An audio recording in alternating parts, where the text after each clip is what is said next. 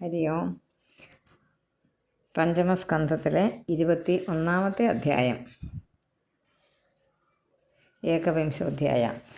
ഓം നമോ ഭഗവതേ വാസുദേവായ.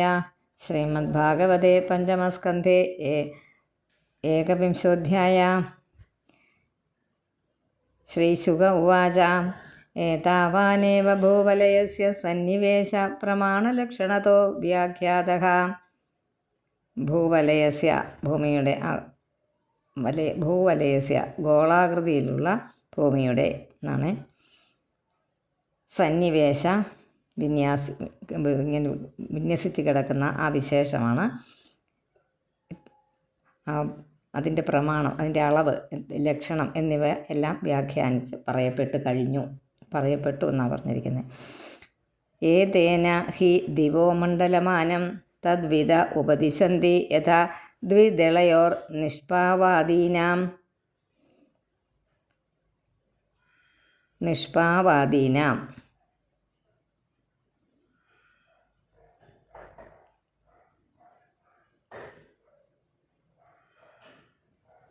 ഭൂഗോളത്തിൻ്റെ വർണ്ണനയെക്കുറിച്ച് പറഞ്ഞിരിക്കുന്നതിനകത്ത് പറഞ്ഞതേ ഉള്ളൂ. അതിനകത്ത് അർത്ഥം പറയാനൊന്നുമില്ല, നമുക്കതൊക്കെ കൺഫ്യൂഷനാകും പറഞ്ഞാലും.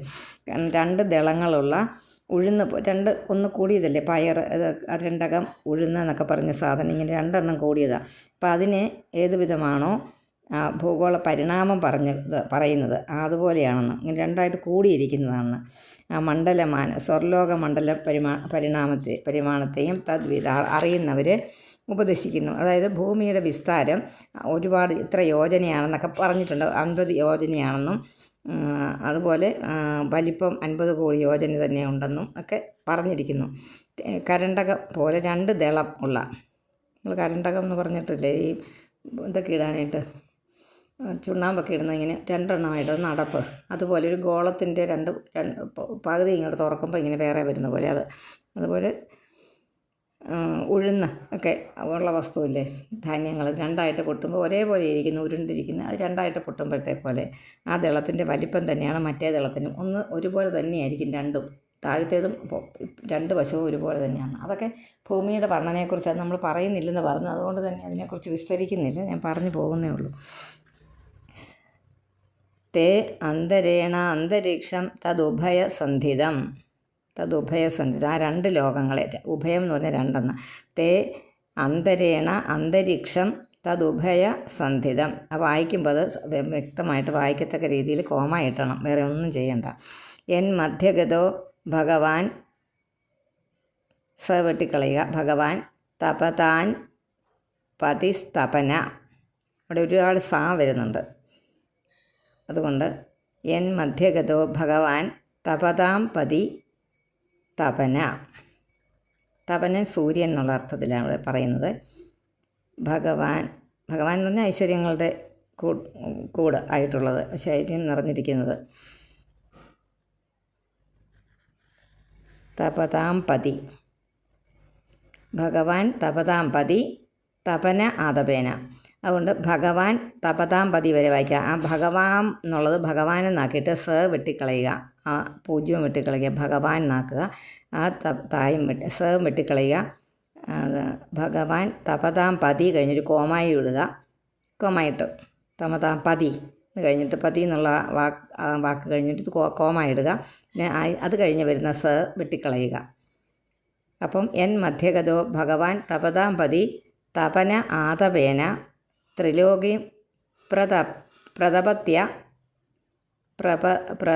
പ്രതപത്യവഭാസയതി ആത്മഭാസ. പ്രതപതി എന്നാണ്, പ്രതപതി അവഭാസയതി ആത്മാഭാസ. വാക്ക് അങ്ങനെ തിരിക്കണം. പ്രതപതി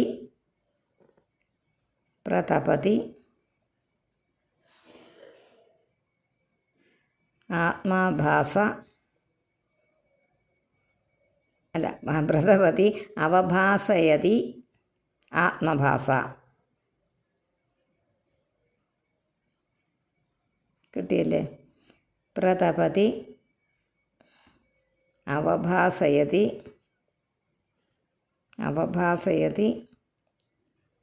ആത്മഭാസ.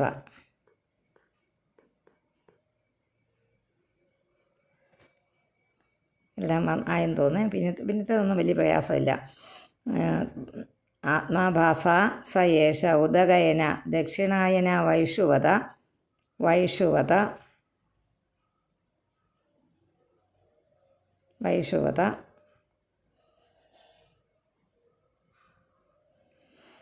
സംജ്ഞാഭിർമാന്ദ്യ ശൈഖ്രിയ സമാനാഭിർ ഗതിഭിർ ആരോഹണ അവരോഹണ. അതൊക്കെ പറയുമ്പോൾ ഞാൻ ഈ പറയുന്നത് നിങ്ങൾ അതുപോലെ തന്നെ എഴുതുക. അപ്പോൾ നിങ്ങൾക്ക് വായിക്കാൻ നേരത്ത് പ്രയാസമില്ലെങ്കിലും അതാ വായിക്കാൻ എളുപ്പമെന്ന് പറഞ്ഞു. ഒരുപാട് വായിച്ച് തെറ്റുന്നില്ലെങ്കിൽ തന്നെ എടുത്ത് വായിക്കേണ്ടിയൊക്കെ വരുന്നുണ്ട്. അപ്പോൾ നിങ്ങൾ അങ്ങനെ വായിച്ച് പഠിച്ചാൽ നിങ്ങൾക്കൊരു പ്രശ്നവും വരത്തില്ല. അതുകൊണ്ട് പിന്നെ ഞാൻ കോമ ഇട്ടോളാൻ പറയുന്നത്. ശൈഗ്ര്യ സമാനാഭിർ ഗതിഭിർ ആരോഹണ അവരോഹണ സമാന സ്ഥാനേഷു യഥാസവനം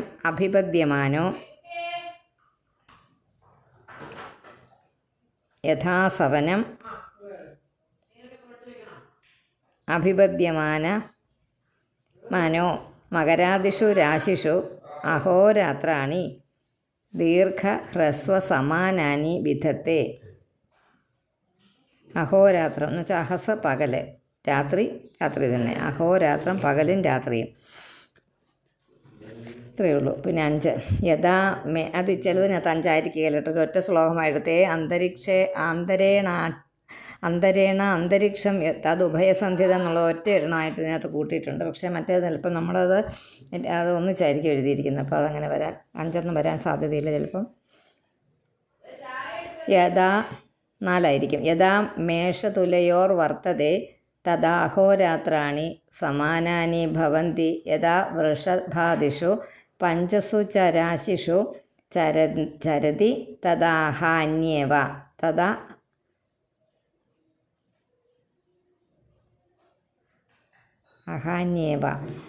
അഹാനിയേവയാണ്. തത് അഹാനിയേവ. അഹാനി പകൽ സമയങ്ങളിൽ ഏവ. വർദ്ധന്തേ ഹ്രസതി ച മാസി 2 മാസി ഏകൈക ഘടിക രാത്രിഷു.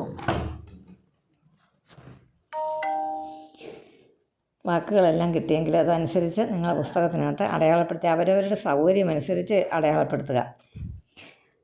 വൃശ്ചികാദിഷു പഞ്ചസു വർത്തതേ തദാഹോരാത്രാണി വിപര്യാണി ഭവന്തി. 8 ഞാൻ പറയുന്നു. 7 യാവത് ദക്ഷിണായനം അഹാനി വർദ്ധന്തേ യാവത്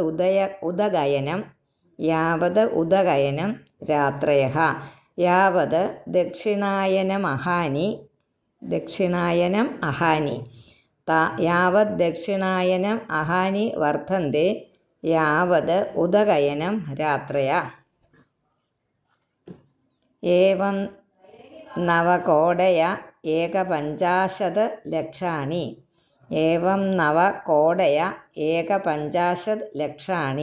യോജനാനാം മാനസോത്തരഗിരി പരിവർത്തനസ്യ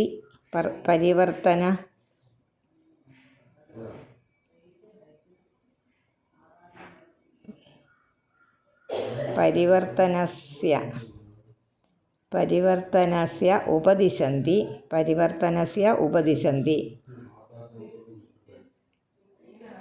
മാനസോത്തരഗിരി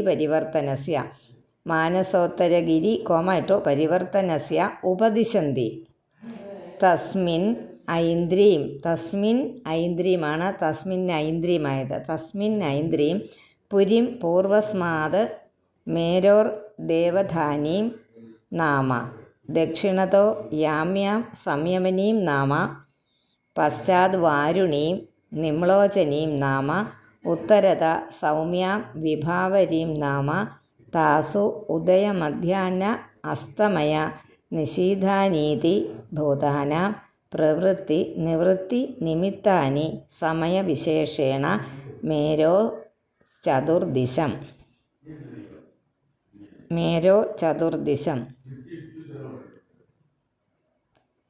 തീർന്നില്ലേ?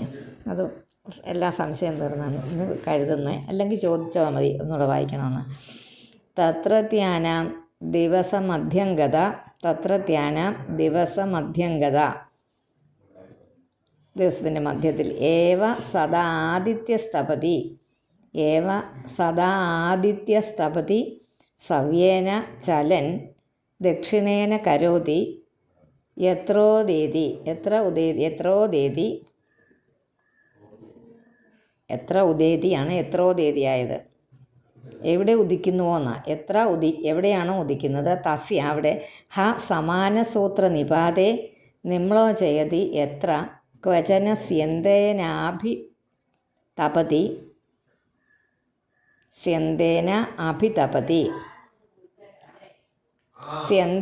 അഭിതപതി നിമ്ലോചയതി യത്ര ക്വചന സ്യന്തേന അഭിതപതി തസ്യ ഹൈഷ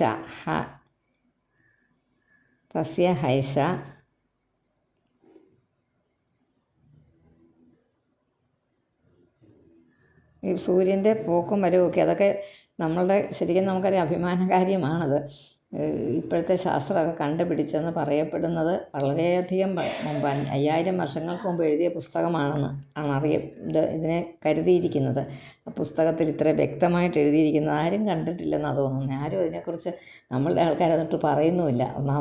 ഒന്നുകിൽ അതിനെക്കുറിച്ചുള്ള ജ്ഞാനമില്ല, അതിനെക്കുറിച്ച് ജ്ഞാനമുള്ളവരിത് പറഞ്ഞിരുന്നില്ല, അല്ലെങ്കിൽ അവരപ്പോഴേ പറയുകയല്ലേ. ഇവിടുത്തെ ബ്രാഹ്മണർക്ക് എന്ന് വെച്ചാൽ ബ്രാഹ്മണർക്ക് സംസ്കൃതം അറിയാവുന്നവരിത് പഠിച്ച സന്യാസി വര്യന്മാരൊക്കെ ഉണ്ടായിരുന്നല്ലോ. ഇത് അവർ മറ്റേ ആൾക്കാരിത് പുതിയതായിട്ട് കണ്ടുപിടിച്ചെന്ന് പറഞ്ഞപ്പോൾ ഇത് ഞങ്ങൾക്ക് നേരത്തെ അറിയാമെന്ന് ഒരു വാക്ക് പോലും അവർ പറഞ്ഞില്ല. അല്ലെങ്കിൽ ഒരു പക്ഷേ അന്നത്തെ ഭരണകൂടമൊക്കെ ഇതിന് എതിരായിട്ടുള്ള ഇത് വന്നതുകൊണ്ട് കുറേയൊക്കെ നശിച്ചു പോയതിൽ നിന്ന് ബാക്കി കിട്ടിയതായിരിക്കാം ഈ പുസ്തകങ്ങളൊക്കെ. നമുക്കതായിരിക്കാം ഈ ഗ്രന്ഥങ്ങളൊക്കെ നമുക്ക് എവിടെന്നെങ്കിലും കുറച്ച് ഭാഗങ്ങളായിട്ട് കിട്ടിയത് പിന്നെ കൂട്ടി യോജിപ്പിച്ച് ഏതെങ്കിലും ബുദ്ധിമാൻ എഴുതി എല്ലാം ഒന്നിച്ച് കൂട്ടിയത് വെച്ചതായിരിക്കാം. കാരണം ഇതൊരു സെപ്പറേറ്റ് ഭാഗമായിട്ടല്ലേ തോന്നുന്നത് പഞ്ചമസ്കന്ധം. ഈ ഭാഗവതമായിട്ട് യാതൊരു ബന്ധവും നമുക്ക് തോന്നുന്നുണ്ടോ ഇപ്പോൾ പറയുമ്പോൾ, ഈ കാര്യങ്ങൾ പറയുമ്പോൾ? അപ്പോൾ അത് വേറെ ഇതിലും ഉള്ളത് കിട്ടിയതിൻ്റെ ബാക്കി എടുത്ത് ഇതിനകത്ത് ചേർത്തതായിട്ട് പണ്ഡിതന്മാർ പറയുന്നുണ്ട് കേട്ടോ. നിങ്ങളുടെ അറിവിലേക്കായി പറഞ്ഞതാണ്. ഇതിൻ്റെ കൂട്ടത്തിലാകുമ്പോൾ പറഞ്ഞു പോകുമ്പോൾ അത് പറയാമല്ലോ. അല്ലെ, ഇവിടെ ഇതിന് പ്രസക്തിയില്ല.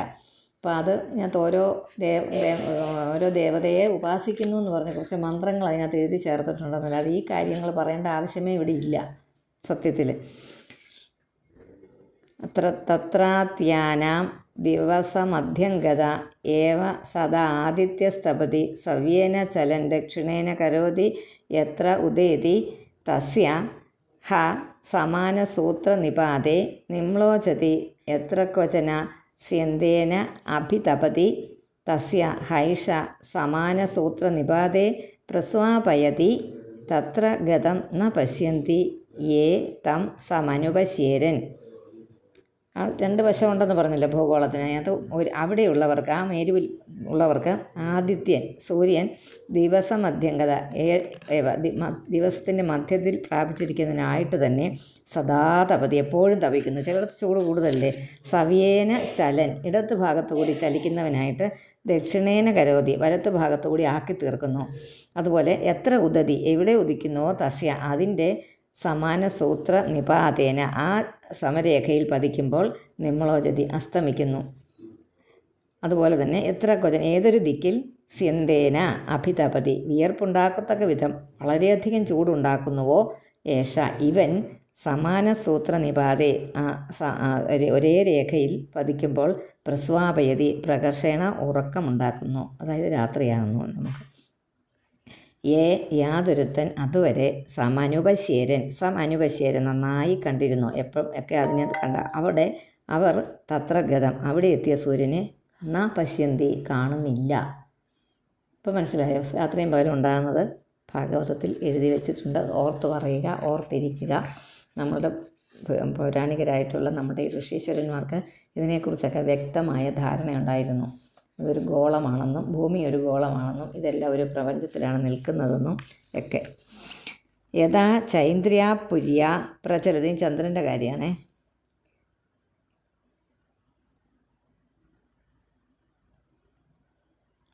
യഥാ ചൈന്ദ്രിയാപുര്യ പ്രചലത്തെ 15 യാമ്യാം സപാദകോടിദ്വയം യോജനാനാം സാർദ്ധ ദ്വാദശലക്ഷാണി സാർത്ഥ കഴിഞ്ഞ് കോമ ഇട്ടിട്ട് ദ്വാദശലക്ഷാണി സാധികാനി ച ഉപയാതി. ഏവം തതോ വാരുണീം സൗമ്യാം ഐന്ദ്രീം ച പുനസ്തഥ. ഇന്ദ്രപുരിയിൽ നിന്ന് ചലിക്കുന്ന സൂര്യൻ 15 നാഴിക കൊണ്ട് 2.25 കോടി അതായത് 12.5 ലക്ഷം യോജന ദൂരം സഞ്ചരിച്ച് യാമി എന്ന സ്ഥലത്തെത്തുന്നു. അവിടെ നിന്ന് വാരുണി എന്ന പുരിയിലേക്കും അവിടെ നിന്ന് സൗമ്യ എന്ന പുരിയിലേക്കും അവിടെ നിന്ന് ഇന്ദ്രപുരിയിലേക്കും ചലിക്കുന്നു. ഈ വിധം ഗതി പിന്നെയും തുടരുന്നു. ചന്ദ്രൻ്റെ ചലനത്തിനെക്കുറിച്ച് മാത്രമാണ് പറയുന്നത്.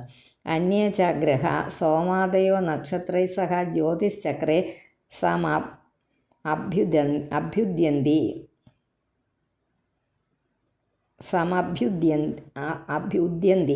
ഉദിക്കുന്നതിനെക്കുറിച്ചാണ് പറയുന്നത്. അഭ്യുദ്യന്തി ഉദിക്കുകയും സഹ ഒരുമിച്ച് തന്നെ നിമ്ലോചന്തി അസ്തമിക്കുകയും ചെയ്യുന്നു. അതായത് ചന്ദ്രാദികളായ മറ്റ് വേറെയുള്ള ഗ്രഹങ്ങളുണ്ടല്ലോ, ഗ്രഹ അല്ല ചന്ദ്രാദികളായ മറ്റ് ഗ്രഹങ്ങൾ നക്ഷത്രങ്ങളോടുകൂടി ആ ജ്യോതിശ്ചക്രത്തിൽ ഉദിക്കുകയും ഒരുമിച്ച് തന്നെ അസ്തമിക്കുകയും ചെയ്യുന്നു. രാത്രിയിൽ ഉദിക്കുന്നതൊന്നും രാവിലെ കാണുന്നില്ലതാ. ഏവം മുഹൂർത്തേന ചതുസ്ത്രിംശത്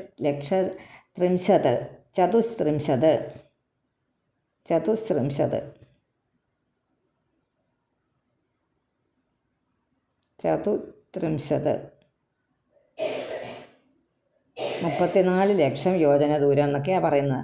30 ലക്ഷ യോജനാനി. 34 ലക്ഷമാണ് ഇല്ലായത്. 34 ലക്ഷ യോജനാനി എന്ന് വായിക്കണം കേട്ടോ. അവിടെ ഇല്ല വായിക്കാൻ നോക്കണ്ട. 34 ലക്ഷ യോജനാനി 8 സൗരോ രഥസ്ത്രയീമയോസൗ ചതസൃഷു പരിവർത്തതേ പുരീഷു. 13 യസ്യൈകം ചക്രം ദ്വാദശാരം ഷണ്ണേമി തൃണാഭി സംവത്സരാത്മകം സമാമനന്തി തസ്യാക്ഷോ മേരോർമൂർധനി കൃതോ മാനസോത്തരേ കൃതേതരഭാഗോ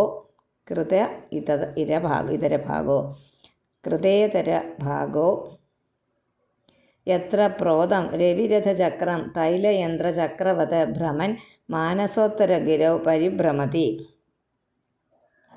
തസ്മിന്നക്ഷേ കൃതമൂലോ ദ്വിതീയോക്ഷസ്തുര്യമാനേന ദ്വിതീയ അക്ഷ തുര്യമാനേന സംമിതസ്തൈല യന്ത്രാക്ഷവത്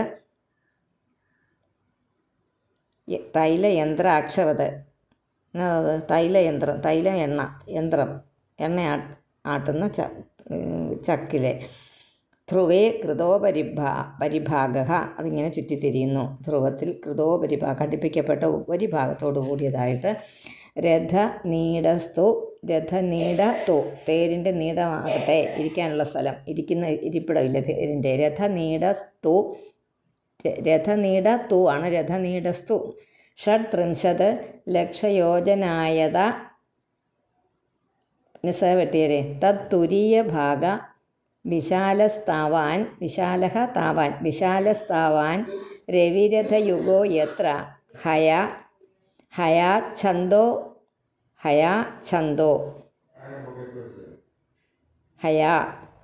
ദീർഘമുണ്ട്. ഹയാന്ന് തന്നെയുണ്ട് കേട്ടോ. അതിന് ഹയാഹ, അതായത് അത് ബഹുവചനമായിട്ട് വരുന്ന ബഹുവചനമല്ല, സംസ്കൃതത്തിലെ വേറൊരു കൂടുതൽ കുതിരകൾ ഛന്ദോനാമാന ഛന്ദസ്സുകൾ 7 അരുണയോജിത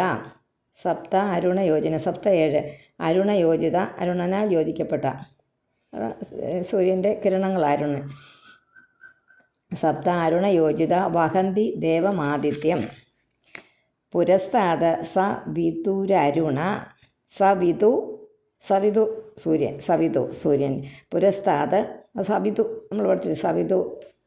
ഇതിനകത്ത് രാമായണത്തിനകത്ത് ആദിത്യഹൃദയത്തിന് മുമ്പ് പഠിക്കുന്ന ശ്ലോകത്തിന് മുമ്പിൽ എഴുതിയിരിക്കുന്നതിനകത്ത് സവിതു എന്ന് പറഞ്ഞ് ആ വാക്ക് വരുന്നുണ്ട്. പിന്നെ നമ്മുടെ ഗായത്രി മന്ത്രത്തിൽ സവിതുർ വരേണ്യം എന്ന് പറയുന്നില്ലേ, ഭൂർഭുവ സുവഹ സവിതുർ വരേണ്യം. ആ സവിതു എന്ന് പറഞ്ഞാൽ സൂര്യൻ. പുരസ്താത് സവിതുർ അരുണ പശ്ചാച്ച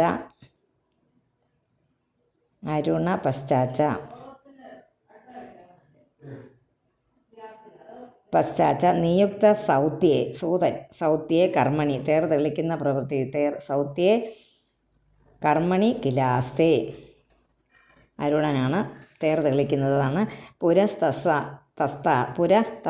പുരസ്തസ്താത് സവിതുർ അരുണ എന്ന് പറയണം. സവിതുർ അരുണ എന്ന് പറയുമ്പോൾ അവിടെ ഒരു സംശയം ഒന്നും പാടില്ല. സവിതു എന്ന് പറഞ്ഞാൽ സൂര്യൻ, സവിതു പിന്നെ അരുണ എന്ന് വായിച്ചാൽ മതി. സവിതുർ അരുണ, അപ്പം അരുണ എന്നങ്ങ് ആയിക്കോളും. സവിതുർ അരുണ, സവിതുഹു അരുണ. യഥാ ബാലഖില്യ എന്ന് ചില പുസ്തകത്തിലുണ്ട്, അതത് ശരി തന്നെ, ഒന്നും തിരുത്തണ്ട. ബാലഖില്യ ഋഷയോങ്കുഷ്ട പർവമാത്ര ഷഷ്ടിസഹസ്രാണി പുരത സൂര്യം സൂക്തവാകായ സൂക്തം ഉച്ചരിക്കാനായിട്ട് ഷഷ്ടിസഹസ്രാണി പുരത സൂര്യം സൂക്തവാകായ നിയുക്ത സംസ്തുവന്തി തഥാ ബാലഖില്യ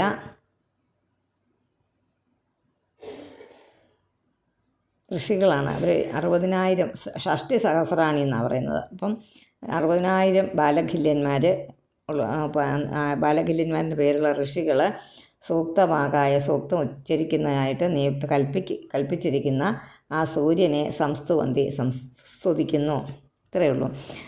തഥാന്യേ ച ഋഷയോ ഗന്ധർവ അപ്സരസോ നാഗ ബ്രാഹ്മണ്യോ യാതുധാന ദേവ ഇത്യേകൈകശോ ഗണ സപ്ത ചതുർദശ മാസി ഭഗവന്തം സൂര്യം ആത്മാനം നാമാനം നാനാ കഴിഞ്ഞ് കോമ ഇടണം. എന്നിട്ട് നാമാനം എന്ന് വായിക്കണം. അവിടെ 3 എഴുതി വെച്ചിട്ടുണ്ട്, ഒന്നിച്ചെഴുതി വെച്ചിട്ടുണ്ട്. നാമാനം എന്ന് വായിക്കരുത്, നാമാനം എന്ന് വായിക്കണം. രണ്ടാമത്തെ നായ എന്ന് ഉച്ചരിക്കണം. നാമാനം. മനസ്സിലായോ? ആ നായുടെ അവിടെ ഒരു മൈനസ് പോലെ ഇടുകയാണെങ്കിൽ അത് എന്ന് വായിക്കണമെന്നാണ് ഉദ്ദേശിക്കുന്നതെന്ന് നമ്മൾ സ്വയം മനസ്സിലോർത്തിട്ട് രണ്ടാമത്തെ നായ്ക്കകത്തൊരു മുകളിലൊരു മൈനസ് പോയിൻ്റ് ഇടുക. പിന്നത്തേത് നാമാനം. നം എന്നുള്ളത് നം എന്ന് തന്നെ വായിക്കണം. അല്ലെങ്കിൽ നിങ്ങളതെങ്ങനെ വായിക്കും? നാമാനം എന്ന് വായിക്കും. അപ്പോൾ അത് ശരിയല്ല. നാമാനം, നാനാവിധത്തിലുള്ള പേരുകൾ. നാമാനം.